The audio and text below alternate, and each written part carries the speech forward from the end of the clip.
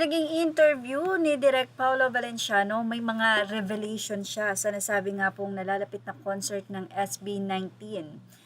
Nang tanungin siya ng host ng ABS-CBN, mula kasi sa ABS-CBN post ito o page, kung ano ba ang nararamdaman ng direktor habang papalapit ang nasabing concert ng SB19.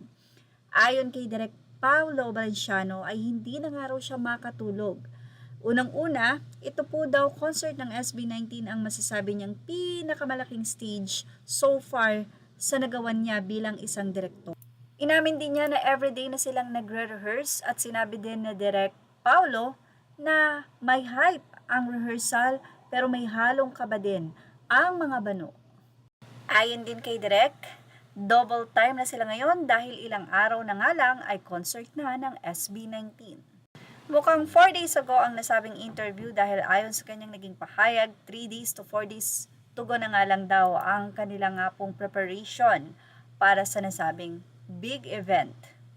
Ayon pa kay Direk Paulo, may pressure, especially ang climate or yung weather kung saan sinabi niya na isa sa big challenge na meron nga sila ngayon.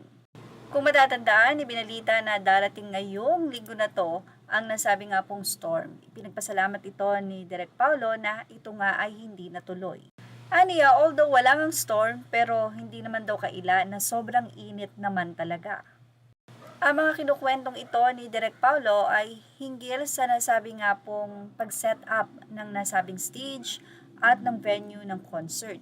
Siyempre dahil mainit ang panahon, challenge talaga sa kanila yon pati na rin ang rehearsal. So ibig sabihin nito, grabe talaga yung dedication na ibinibigay nila. Especially also the SB19 dahil everyday na nga raw po silang nagre-rehearse. So ayon kay Direk Paulo, pagdating po daw ng 11 a.m. to 12 p.m. Kailangan pong mag-stop lahat dahil yun po yung time na kainitan talaga ng araw. So talagang it takes time sa kanila para ma-build yung nasabi nga pong stage dahil din sa init ng araw na kinakaharap nila. Sa naging pagbabahagi ni Direk Paulo, syempre ang ini-ensure nila unang-una sa lahat ay ang safety ng mga manonood. Anyway, ayon nga sa kanya, struggle talaga sa kanila ay yung heat dahil siya ang direktor, everyday kailangan ay nandoon siya upang alalayan ang lahat ng mga staff at gumagawa doon.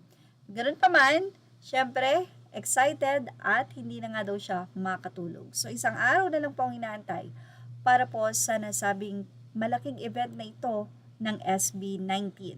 At yan ang ating showbiz snap update. Images are all credit to the rightful owners. Thank you for watching. Please like, share, and subscribe.